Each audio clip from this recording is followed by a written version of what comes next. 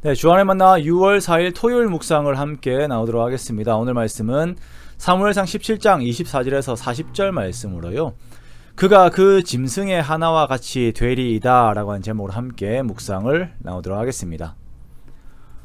오늘 본문은 도발하는 골리앗의 말을 들은 다윗이 하나님과 함께한 자신의 경험을 토대로 골리앗에 대하여 응전하겠다라고 하는 의지를 밝히는 모습을 말씀하고 있습니다.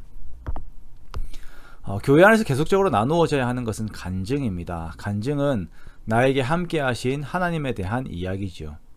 이러한 간증이 많은 교회는 건강한 교회입니다. 그리고 캐캐묵은 간증이 아닌 살아있는 새로운 간증들이 계속 주어져야 합니다. 하나님께서 함께 하셨던 기억들, 이 간증들은 나에게 영적인 자산이 되며 또한 영적인 무기가 됩니다. 오늘 다윗은 모두가 골리앗 앞에서 떨고 있는 이때에 자신의 영적 경험을 바탕으로 하여 골리앗과 싸우고자 하는 의지를 보이고 있습니다. 골리앗으로 인하여 모든 이스라엘 사람들이 두려움에 떨면서 사기가 떨어지게 되자 사울은 이 상황에서 보상을 제안합니다. 25절에 보면 그를 죽이는 사람은 왕이 많은 재물로 부하게 하고 그의 딸을 그에게 주고 그의 아버지의 집이 내어야 하는 세금을 면제하겠다라고 하는 제안을 해요. 그런데 이 장면에서 참 안타까운 것이 사울이 이스라엘의 왕이자 지도자라면 이 상황들을 두고 하나님 앞에 나아가 기도해야 했을 것입니다. 히스기야가 아수르에게 포위가 되고 아무런 힘이 없을 때에 하나님께 나아가 기도하였던 것처럼 그렇게 하나님 앞으로 나아가야 하는데, 그런데 사울은 여기에서도 인간적인 방법들을 써요. 많은 재물, 왕가의 지위, 세금 면제와 같은 것으로 사기를 올려보려고 하지요.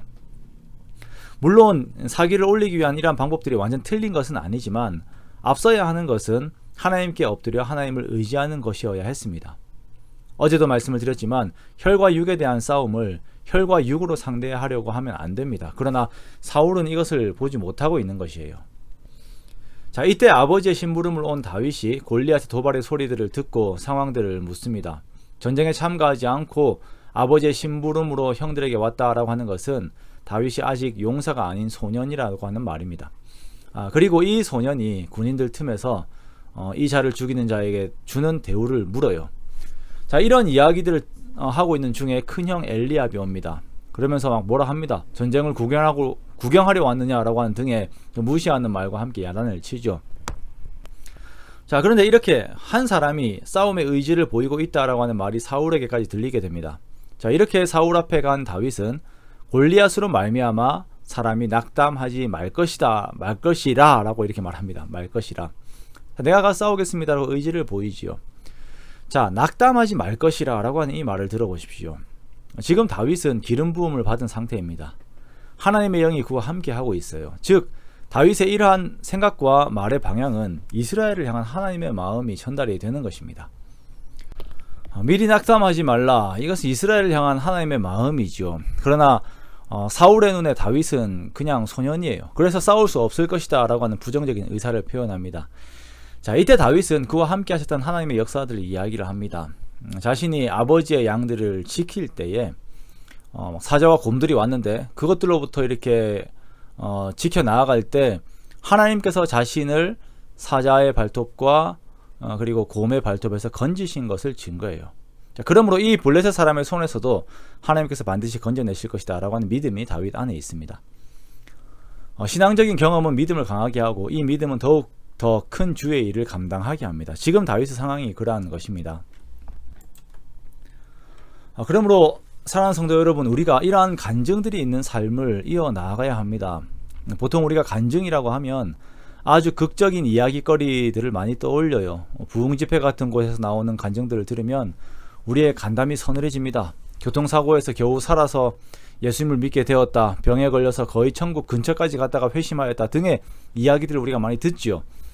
물론 하나님께서 이러한 극적인 이야기들을, 그 내용들을 제공하시기도 하십니다만 우리가 아이 때부터 부모님에 대한 믿음이 생기는 것은 부모님과 함께한 그 일상 속에서 만들어지는 것이에요. 거기서 믿음이 만들어집니다. 작은 것에서부터 성실하게 이루어주시는 그 부모님의 사랑 안에서 믿음의 관계가 만들어지는 것이죠. 그러기에 우리는 아주 작은 일에서부터 하나님과 동행하고 하나님을 의지하는 습관을 들여야 합니다. 그래야 우리가 점진적으로 큰 일을 하면서도 함께 하신 하나님을 기억하며 그 마음의 담대함이 주어지게 되는 것입니다. 인생의 시간이 지났을 때에 정말 가치 있는 인생은 하나님과 함께한 기억의 흔적들이 많아서 두려움에 떨고 있는 다른 사람들 앞에서 하나님과 함께하는 인생과 그 방법들을 제시하는 것, 그것이 정말 최고의 인생이죠. 가치 있게 살아왔다라고 하는 인생이 되겠죠. 우리가 그러한 삶을 살아가기 원합니다.